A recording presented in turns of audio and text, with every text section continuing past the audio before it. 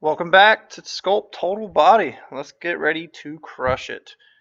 All right, we're going to start with a goblet good morning and a 3-second pause in the bottom of this movement. So we keep our upper back really tight. We push our hips back, slight bend in the knee. And we're going to pause and really create tension. This is going to start to fire that butt and those hamstrings up a lot. And again, we're not going to round our upper or lower back at all. So don't go as low as you can. The single weighted Romanian deadlift, we're going to do a similar pattern. We're going to push our hips back and slightly bend our knees.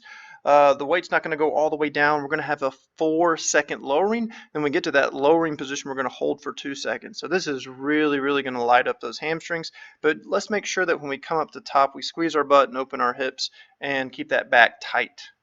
All right, we're going into a single arm Z press. We need to keep the legs locked out and flex your abs. It'll be important to build the best upper position you possibly can.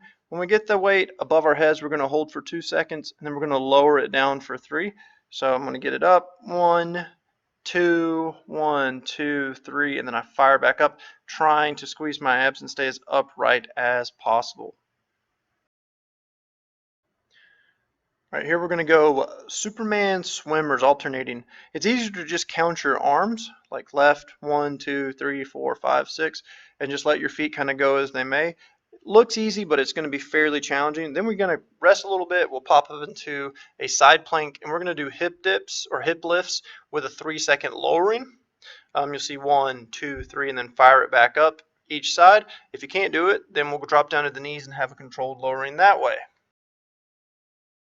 For the conditioning today, we'll have a 12-minute running clock, and we're going to start with pulse squats. I stay right above parallel, and I never open my hips all the way. Trying to keep my chest up. This is going to be more glute and quadricep dominant. Good bit of volume here. If you want to use load, you can. Then we're going to go into a plyo push-up with a single arm catch.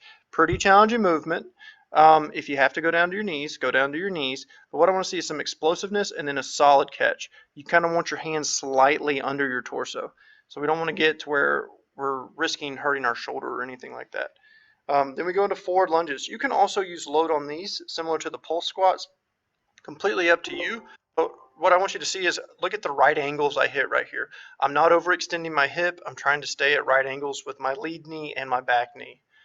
You do not have to touch the ground with your knee. We'll do a upright row right here. 5 to 8 really good upright rows.